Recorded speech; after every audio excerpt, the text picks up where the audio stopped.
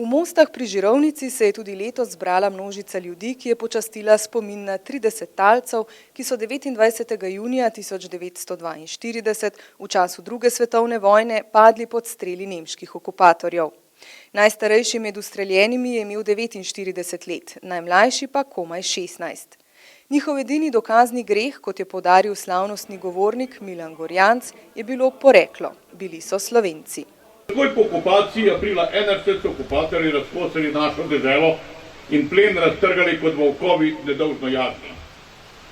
Največji kos je pripadal Hitlerjevim nacistom, vzeli so Štajersko, Gorenjsko, Zasavje in Posavje.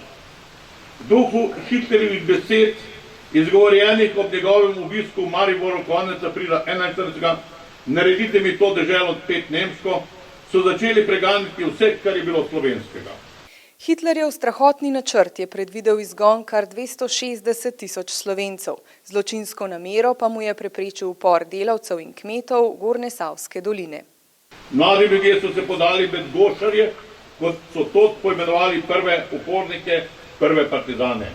Oživela je Jelovica, nasel je Cankarjev bataljon na Vodiški planini, pod Stožičem so se zbrali fanti iz okolice Tržiča in Kranja v Stožički bataljon in decembra je vstala Gorenjska.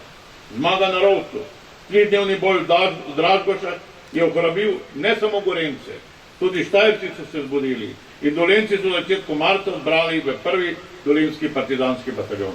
Nemci so se začeli neusmiljeno znašati nad prebivalstvom, zato se je spomladi 1942. Partizanski boj proti okupatorju še okrepil. Oblikovana sta bila Gorenjski odred in prva grupa partizanskih odredov, ki je požgala oba mostova prek Završnice in tako onemogočila oskrbo nemških enot. Promet po progi proti Ljubljani je bil prekinjen kar celih 20 dni. Nemški okupator se je ustrašil širokega bojnega delovanja gorenjskih partizanov in je kot maščevalni in zastraševalni ukrep ustrelil te nedolžne ljudi kot talce. Toda tudi streljanje talcev ni zaustavilo odpor proti okupatorju na Gorenjskem.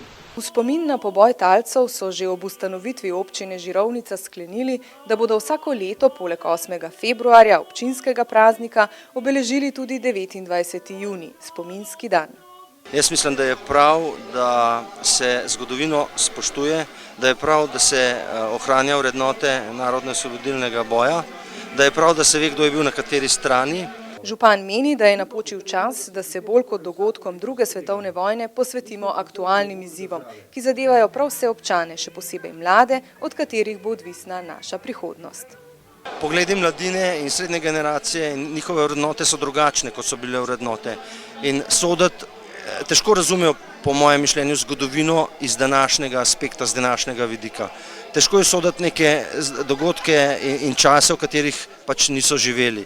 Prepričan sem, da jih predvsem in izključno zanima prihodnost in seveda življenje v skupni Evropi.